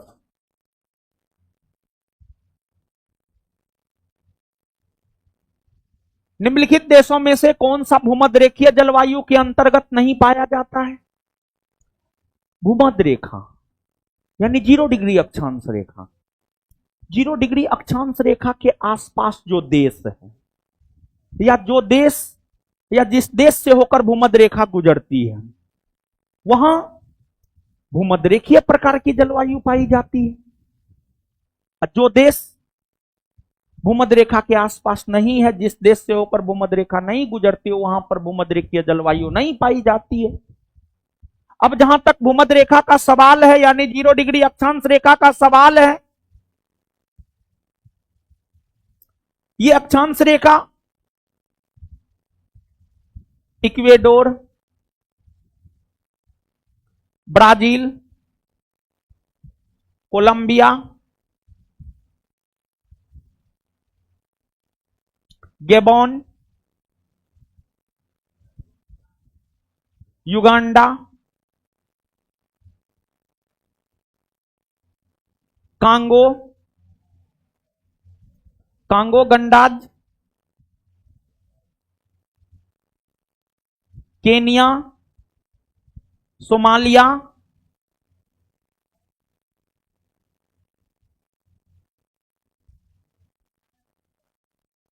मालदीव, इंडोनेशिया,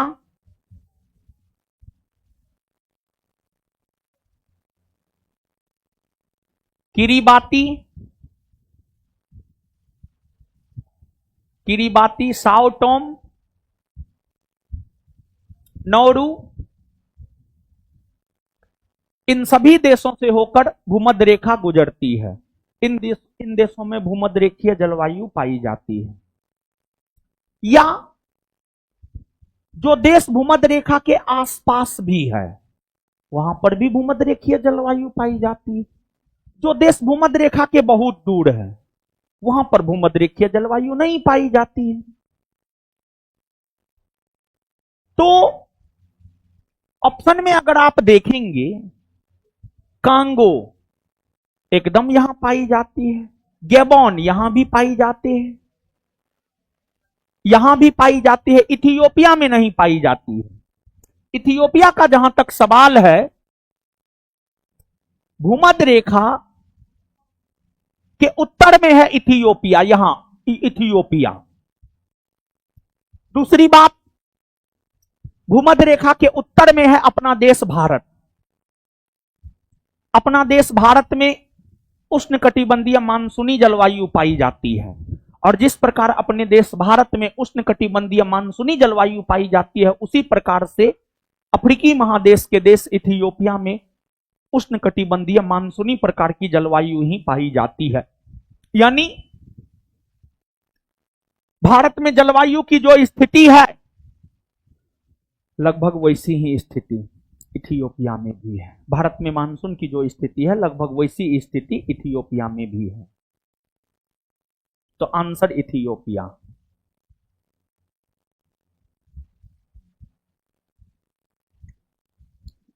निम्नलिखित समुद्री धाराओं में से कौन हिंद महासागर का धारा नहीं है? देखिए, यह हिंद महासागर है। प्रशांत महासागर हो, अटलांटिक महासागर हो या हिंद महासागर हो, तीनों महासागरों से होकर के विषुवत रेखा गुजरती है। और विषुवत रेखा पृथ्वी को दो बराबर भाग उत्तरी गोलार्ध दक्षिणी गोलार्ध में बांटती है।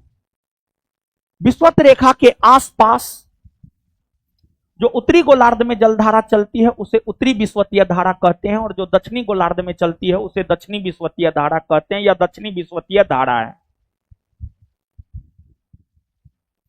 दक्षिणी विषुवतीय धारा पूरब से पश्चिम की ओर बहती है, आगे आकर के अफ्रीका से टकराती है, फिर दक्षिण की ओर बहने लगती है, फिर मेडागास्कर के समीप आकर दक्षिणी विषुवतीय धारा दो भागों में बट जाती है। एक धारा मेडागास्कर के पूर्वी भाग में बहती है जिसे मेडागास्कर की धारा कहते हैं, और एक धारा मेडागास्कर के पश्चिमी भाग में बहती है जिसे मोजाम्बिक की धारा कहते हैं।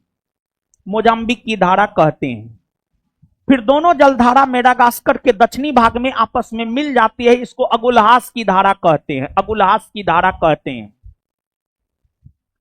और जो जलधारा विषुवत रेखा के आसपास चलती है वो गर्म जलधारा, जो ध्रुव के आसपास चलती है ठंडी जलधारा। तो विषुवत रेखा के आसपास ये दक्षिणी विषुवतीय जलधारा बहती है, गर्म जलधारा है, और इसी से अलग होती है मेडागास्कर, मोजाम्बिक, और फिर यही दोनों मिलती है तो अगुलहास बनती है। तो ये सभी के सभी हिंद महासागर की गर्म जलधारा है। तो मोजाम्बिक हो, मेडागास्कर हो, अगुलहास हो, दक्षिणी विषुवतीय धारा हो,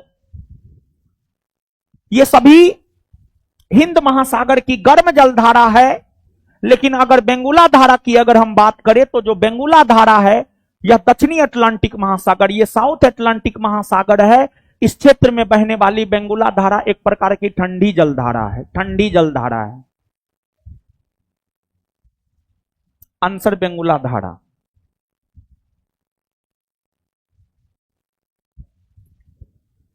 निम्नलिखित देशों में से किस एक को यूरेनियम सिटी स्थापित करने का श्रेय दिया जाता है? यूरेनियम सिटी स्थापित करने का श्रेय कनाडा को जाता है। किसे जाता है? कनाडा। यूरेनियम सिटी स्थापित करने का श्रेय किसे जाता है? कनाडा।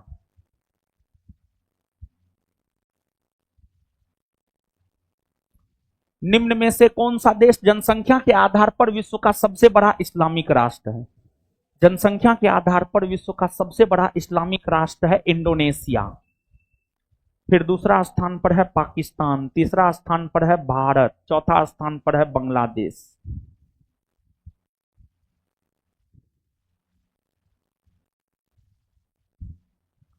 निम्नलिखित में से कौन सी नहर दक्षिण जर्मनी में आंतरिक जलमार्ग के रूप में प्रयोग की जाती है? लुडविग्स नहर। लुडविग्स नहर दक्षिणी जर्मनी में आंतरिक जलमार्ग के रूप में प्रयोग में लाई जाती है। निम्नलिखित भारतीय द्वीपों में से कौन सा द्वीप भारत एवं श्रीलंका के मध्य है? भारत एवं श्रीलंका के मध्य अगर देखा जाए तो रामेश्वरम द्वीप है, रामेश्वरम द्वीप है, रामेश्वरम द्वीप है। एलिफेंटा द्वीप महाराष्ट्र में है। निकोबार द्वीप अंडमान निकोबार द्वीप समूह में है। सालसेट द्वीप महाराष्ट्र में है। सालसेट द्वीप पर ही मुंबई शहर बसा हुआ है। मुंबई शहर बसा हुआ है। और सालसेट द्वीप विश्व का सबसे अधिक मानव आबादी वाला द्वीप है।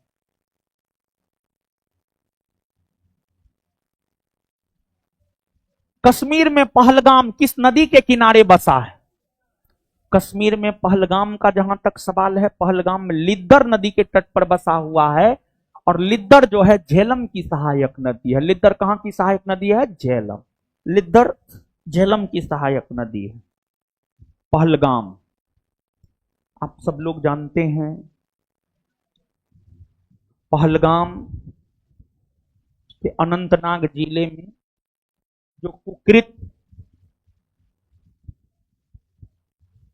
आतंकवादियों ने किया है वो कहीं से भी उचित नहीं है। इसको लेकर निश्चित तौर पर भारत सरकार को एक सख्त कदम उठाना चाहिए। क्योंकि देखिए वार हुआ है पेट पे।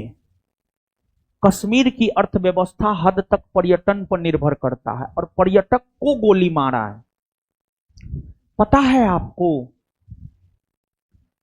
जम्मू कश्मीर से अनुच्छेद 370 समाप्त होने से पहले बहुत कम पर्यटक जम्मू कश्मीर जाते थे।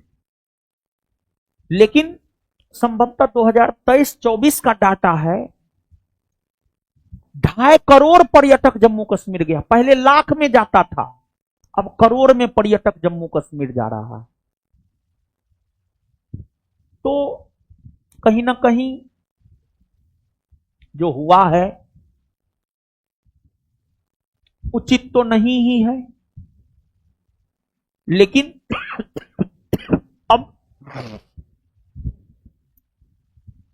जो हम लोग एक सामान्य लोग सोचते हैं न आक्रमण कर देना चाहिए, यह भी उचित नहीं है। लेकिन हां ये नाकामी है कि अभी इतने दिन हो गए हैं, 22 अप्रैल को घटना हुआ है और अभी तक मुजरिम पकड़ाया नहीं। समझे? तो ये ठीक नहीं है।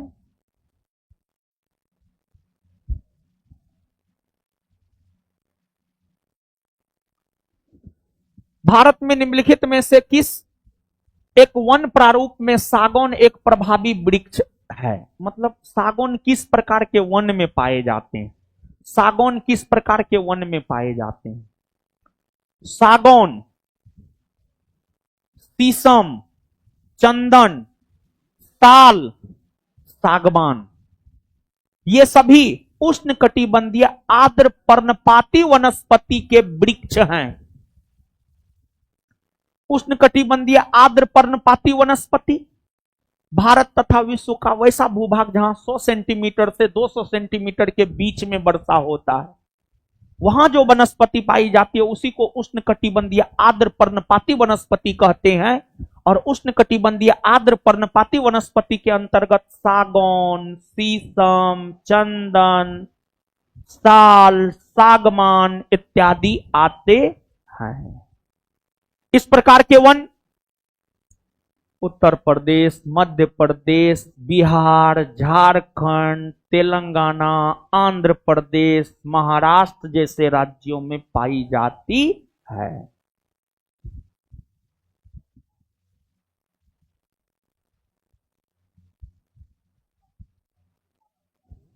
चंबल घाटी के खो खड्डों के निर्माण का कारण निम्नलिखित में से किस प्रारूप का अपर्दन है?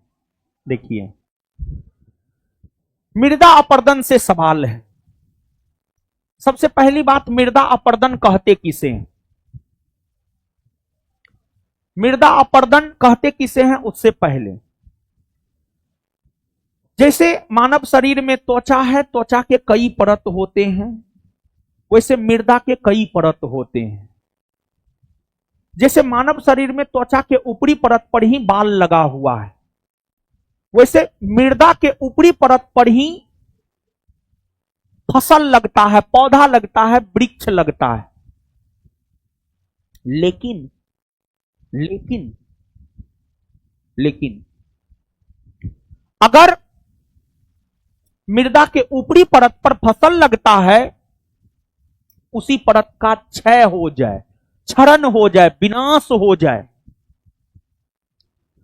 तो मृदा के ऊपरी परत का क्षरण या विनाश, मृदा के ऊपरी परत का क्षरण या विनाश ही मृदा अपरदन कहलाता है।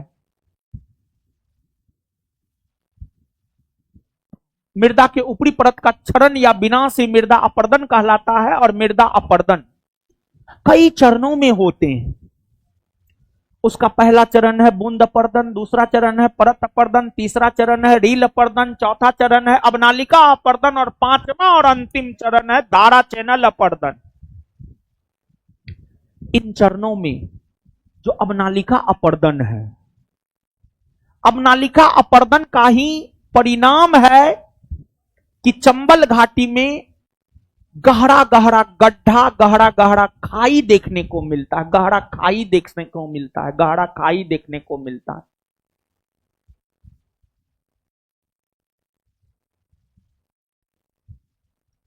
तो इसका उत्तर हो जाएगा अवनालिका अपर्दन। अंग्रेजों द्वारा सर्वप्रथम कहवा बागान लगाए गए थे। कहवा यानी कॉफी, जानते हैं? चाय और कॉफी भारत में उत्पादित करना शुरू अंग्रेजे किया था। चाय और कॉफी भारत में उत्पादित करना शुरू अंग्रेज किया था। कौन किया था? अंग्रेज। अंग्रेज किया था, अंग्रेज। अंग्रेज किया था, अंग्रेज किया था, अंग्रेज किया था। तो जहां तक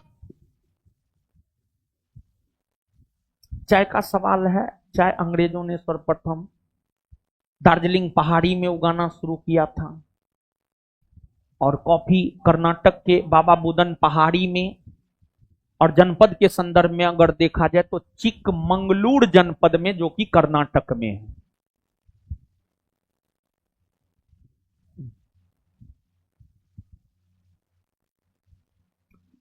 छत्तीसगढ़ राज्य में निम्नलिखित में से कौन से खनिज प्राकृतिक रूप से मिलते हैं? छत्तीसगढ़ राज्य में बॉक्साइट, डोलोमाइट, लोहा, अयस्क, टीन सब मिलता है, सब मिलता है, सब। यही सब तो खनिज संपदा से संपन्न राज्य है। छत्तीसगढ़, मध्य प्रदेश, ओडिशा, झारखंड, पश्चिम बंगाल, इन्हीं राज्यों में तो खनिज संपदा है।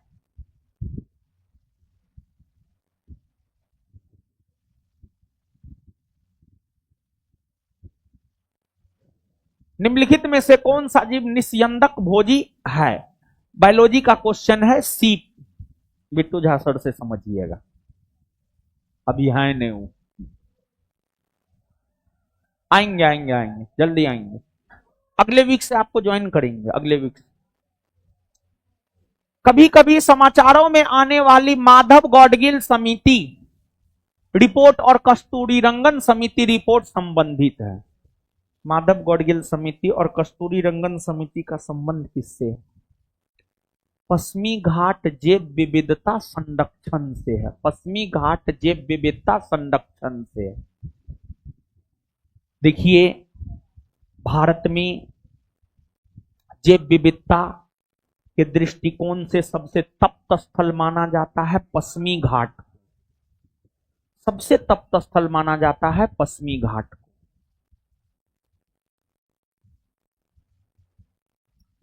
पश्चिमी घाट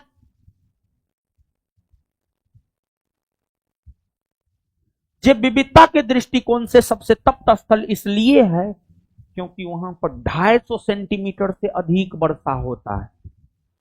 और सीधा कंसेप्ट है, जहां वर्षा अधिक वहां जैव विविधता ज्यादा, वहां जीव जंतु पेड़ पौधा ज्यादा प्रजाति का पाया जाता है। और जैव विविधता पर्यावरणीय संतुलन के लिए जरूरी है। जैसे मानव के लिए पानी जरूरी है शारीरिक संतुलन को बनाए रखने के लिए, सब चीज जरूरी है। उसी प्रकार पश्चिमी घाट में जैव विविधता को बनाए रखने के लिए, पर्यावरणीय संतुलन को बनाए रखने के लिए पश्चिमी घाट में जैव विविधता में वृद्धि हो, यह जरूरी है। पश्चिमी घाट के संरक्षण को लेकर के रिपोर्ट गॉडगिल समिति और कस्तूरीरंगन समिति ने दिया है।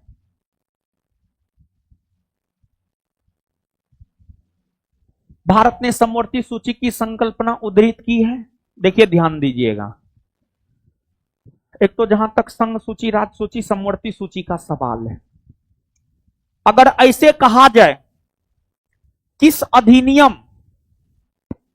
अधिनियम में संघ सूची, राज्य सूची, समवर्ती सूची का प्रावधान किया गया, तो संघ सूची, राज्य सूची, समवर्ती सूची का प्रावधान भारत शासन अधिनियम 1935 में किया गया। शुरू में संघ सूची में 59 विषय, राज्य सूची में 54 विषय और समवर्ती सूची में 36 विषय, लेकिन वर्तमान में तो ज्यादा है। तो संघ सूची, राज्य सूची, समवर्ती सूची की संकल्पना भारत शासन अधिनियम 1935 में ही हुई थी। लेकिन अगर सिर्फ समवर्ती सूची के संदर्भ में हो और देश आंसर टिक करना हो तो समवर्ती सूची का प्रावधान ऑस्ट्रेलिया से लिया गया है। और यही प्रश्न अगर ऐसे रहता संघ सूची, राज्य सूची, समवर्ती सूची का प्रावधान किस अधिनियम से लिया गया, तब उत्तर हो जाता भारत शासन अधिनियम 1935। और ऑस्ट्रेलिया से सिर्फ समवर्ती सूची के प्रावधान ही नहीं बल्कि प्रस्तावना की भाषा, संयुक्त अधिवेशन संबंधी प्रावधान, ये सब भी ऑस्ट्रेलिया से लिए गए हैं। भारत के संविधान में अलग अलग प्रावधान अलग अलग देश से लिए गए हैं। यही तो रीजन है कि भारत के संविधान को उधारों का संविधान कहा जाता है। यूएसएसआर के संविधान यानी रूस के संविधान से मौलिक कर्तव्य, यूएसए के संविधान से मौलिक अधिकार, जनहित याचिका, न्यायिक पुनर्विलोकन, उपराष्ट्रपति का पद, राष्ट्रपति पर महाभियोग, सब लिया गया है। निम्नलिखित में से कौन सा शब्द भारत के संविधान की उद्देशिका में नहीं है? लोक कल्याण। लोक कल्याण उद्देशिका में नहीं है। उसके अलावे संप्रभुत्व संपन्न शब्द हो, समाजवादी शब्द हो, पंथ निरपेक्ष या धर्म निरपेक्ष शब्द हो, लोकतंत्र हो, गणराज्य हो, स्वतंत्रता हो, समानता हो, बंधुत्व हो, ये सब शब्द प्रस्तावना में है। लेकिन लोक कल्याण की अगर बात की जाए तो लोक कल्याण शब्द नहीं है प्रस्तावना में। देखिए ना, प्रस्तावना यहां पर है, पढ़िए, कहीं पर लोक कल्याण नजर आता है? पढ़िए एक बार प्रस्तावना है, मेरे साथ पढ़िए। पहले हम पढ़ेंगे तब ना पढ़िए। अगर आप संविधान को मानते हैं, किसी भी काम को शुरू करते हैं तो प्रस्तावना पढ़ के जो है आप काम की शुरुआत कर सकते हैं। विशेष तौर पर अगर आंदोलन सत्याग्रह कर रहे हैं तो प्रस्तावना से अपने आंदोलन या सत्याग्रह की शुरुआत कीजिए। जेएनयू वाले क्या करते हैं, यहीं से अपने आंदोलन की शुरुआत करते हैं, प्रस्तावना से। सब आंदोलन ने कभी कभार। हम भारत के लोग भारत को एक संप्रभुत्व संपन्न समाजवादी पंथ निरपेक्ष लोकतंत्रात्मक गणराज्य बनाने के लिए तथा उसके समस्त नागरिकों को सामाजिक, आर्थिक और राजनीतिक न्याय, विचार, अभिव्यक्ति, विश्वास, धर्म और उपासना की स्वतंत्रता, प्रतिष्ठा और अवसर की समता प्राप्त कराने के लिए तथा उन सब में व्यक्ति की गरिमा और राष्ट्र की एकता और अखंडता सुनिश्चित करने वाली बंधुता बढ़ाने के लिए दृढ़ संकल्प होकर अपनी इस संविधान सभा में आज तारीख 26 नवंबर 1949 ईस्वी मिति मार्ग शीर्ष शुक्ला सप्तमी संवत 2006 विक्रमी को एतत् द्वारा इस संविधान को अंगीकृत, अधिनियमित और आत्मार्पित करते। कहीं लोक कल्याण शब्द नजर आया? नहीं ना मिला, मिलबो नहीं करेगा। निम्नलिखित में से किस आधार पर भारत के नागरिक की विचार अभिव्यक्ति की स्वतंत्रता पर प्रतिबंध नहीं लगाया जा सकता है? नहीं लगाया जा सकता, नहीं। आप अनुच्छेद 19 को पढ़िए। अनुच्छेद 19 आपको विचार और अभिव्यक्ति की स्वतंत्रता देता है। अगर आप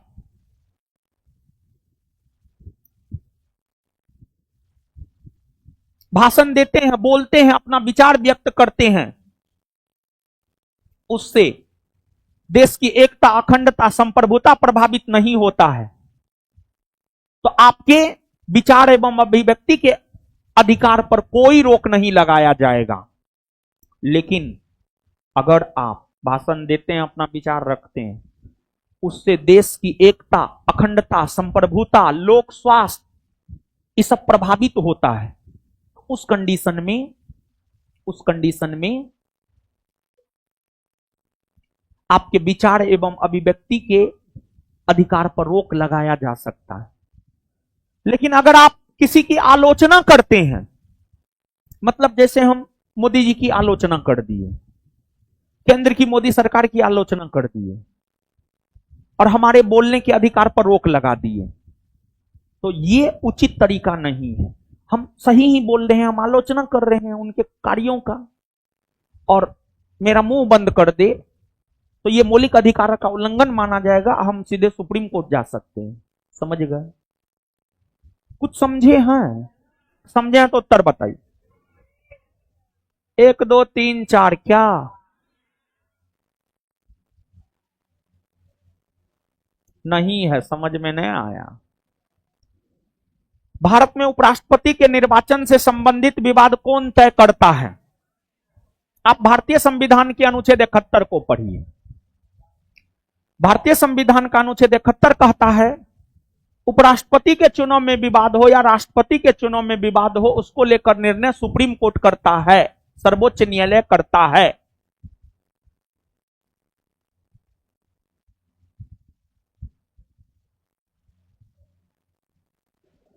भारत के संविधान के अनुच्छेद 103 के अंतर्गत राष्ट्रपति लोकसभा सदस्यों की निर्भरताओं से संबंधित किसी भी प्रश्न पर कोई निर्णय देने से पूर्व निम्नलिखित में से किसकी राय लेगा?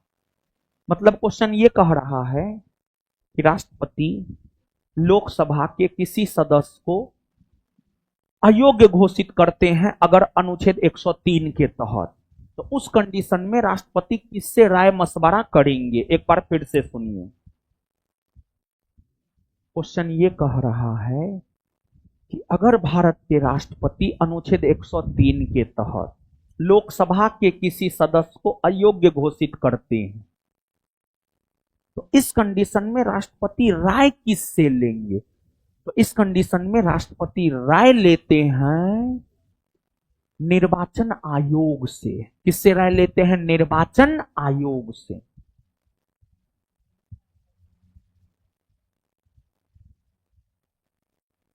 व्यय का अनुमान किस रूप में भारतीय संसद के समक्ष रखा जाता है? यानी व्यय, खर्च, यानी भारत सरकार का जो खर्च होना है उसका अनुमान भारत सरकार किस रूप में संसद के समक्ष रखता है? व्यय का अनुमान भारत सरकार अनुदान की मांग के तौर पर संसद के समक्ष रखता है, और अनुदान की मांग की चर्चा भारतीय संविधान के अनुच्छेद 113 में है। अनुच्छेद 113 में है। अनुच्छेद 113 में है। अनुदान की मांग किताबी भाषा में है, इसको आप समझिए। अनुदान की मांग का मतलब क्या? जैसे आप अपने घर से बाहर रह रहे हैं, पटना रह रहे हैं, आपको मंथली कुछ ना कुछ खर्च होता है, एकदम होता है। हवा पी के रहते हैं क्या? है? तो बोलिए ना, कम से कम मंथली नहीं खर्च होता है? होता होगा।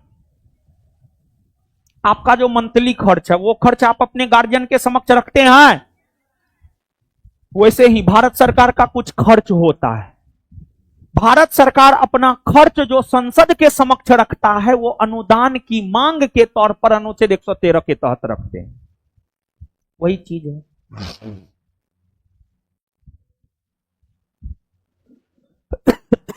निम्नलिखित में से कौन स्वतंत्र भारत के किसी राज्य की सर्वप्रथम महिला राज्यपाल बनी थी? स्वतंत्र भारत के किसी राज्य की सर्वप्रथम महिला राज्यपाल बनी है सरोजिनी नायडू, उत्तर प्रदेश की बनी है। और स्वतंत्र भारत के किसी राज्य की प्रथम महिला मुख्यमंत्री सुचेता कृपलानी बनी है, यह भी उत्तर प्रदेश की ही बनी है। इंदिरा गांधी भारत की प्रथम महिला प्रधानमंत्री बनी है, बहुत अच्छी महिला थी। विजया लक्ष्मी पंडित, पंडित नेहरू की बहन थी, पंडित जवाहरलाल नेहरू की बहन थी। ब्रिटेन में राजदूत के तौर पर काम किया, ब्रिटेन में भारत के राजदूत के तौर पर काम की है विजया लक्ष्मी पंडित। और जब ब्रिटेन में राजदूत के तौर पर काम कर रही थी विजया लक्ष्मी पंडित, तो पंडित जवाहरलाल नेहरू गए थे ब्रिटेन। तो वही विजया लक्ष्मी पंडित ही राजदूत थी, वो आई थी, भाई बहन का रिश्ता था, तो वो पंडित नेहरू से लिपट गई। उस फोटो को बीजेपी आईटी सेल के लोग इस रूप में प्रचारित करते हैं कि देखिए पंडित नेहरू लंदन जाके क्या करते थे।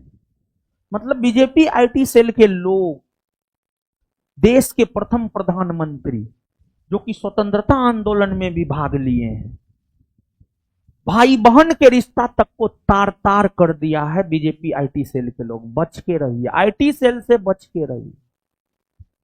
आईटी सेल से बच के नहीं रहिएगा, जीवन बर्बाद हो जाएगा, समझे।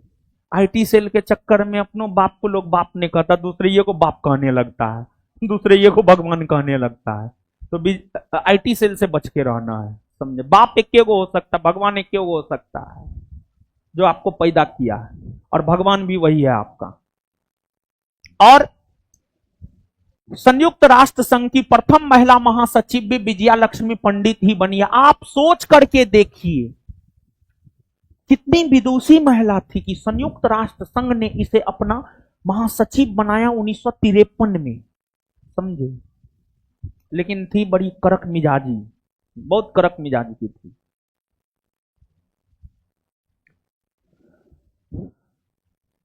निम्नलिखित कथनों पर विचार कीजिए।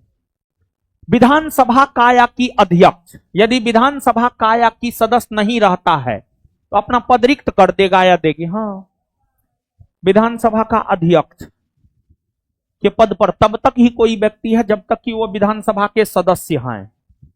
जिस रोज वो विधानसभा का सदस्य नहीं रह गया, उस रोज से वो विधानसभा के अध्यक्ष पद पर भी नहीं रह सकता है।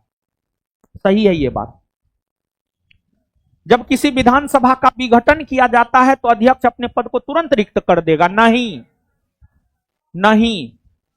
विधानसभा के अध्यक्ष पद पर अध्यक्ष तब तक बने रहेंगे जब तक कि नई विधानसभा का चुनाव होकर के उसकी पहली बैठक ना हो जाए। उसकी पहली बैठक के पहले तक अध्यक्ष पद पर रहेंगे। कौन सही है? केवल एक। सिविल अधिकार संरक्षण अधिनियम 1955 के अंतर्गत सभी दंडनीय अपराध है संज्ञेय और संक्षिप्त विचारणीय। निम्नलिखित में से कौन एक समिति पंचायती राज संस्था से संबंधित नहीं है? पीवीएन राव समिति, पीवी नरसिम्हा राव का नाम है ये, जो कि देश के प्रधानमंत्री भी बने हैं, दक्षिण भारत से प्रधानमंत्री बनने वाले प्रथम व्यक्ति है। इसके अलावा इन तीनों समितियों का संबंध पंचायती राज संस्था से है, जिसमें बलवंत राय मेहता समिति का गठन 1957, अशोक मेहता समिति का गठन 1977 और एलएम सिंघवी समिति का गठन 1986।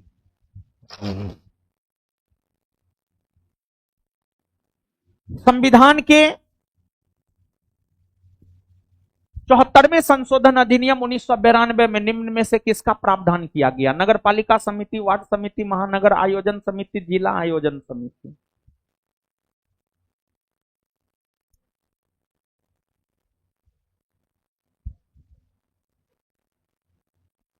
बी होना चाहिए, 1 2 3 और 4। दल बदल विरोधी विधि को, दल बदल अधिनियम को किस राज्य में वर्ष 1979 में ही अधिनियमित कर दिया गया था, लागू कर दिया गया था? ऐसे तो दल बदल अधिनियम 52वां संविधान संशोधन 1985, दल बदल अधिनियम 52वां संविधान संशोधन 1985 में लागू हुआ है, लेकिन 1979 ईस्वी में ही जम्मू कश्मीर राज्य में लागू कर दिया गया था, जम्मू कश्मीर। 14वें वित्त आयोग का अध्यक्ष कौन है? वाई.बी. रेड्डी। प्रथम वित्त आयोग के अध्यक्ष के.सी. नियोगी। 16वें वित्त आयोग के अध्यक्ष अरविंद पनगडिया। 15वें वित्त आयोग के अध्यक्ष एन.के. सिंह। निम्न संविधान संशोधनों में से किस एक के अंतर्गत दिल्ली नेशनल कैपिटल क्षेत्र बना?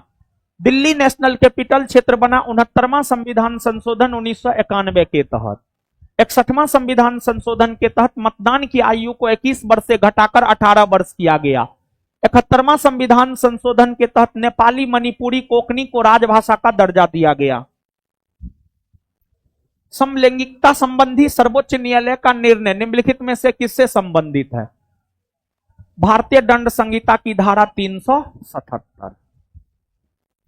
धन्यवाद सभी लोगों का, मिलते हैं सोमवार को। ठीक है, धन्यवाद।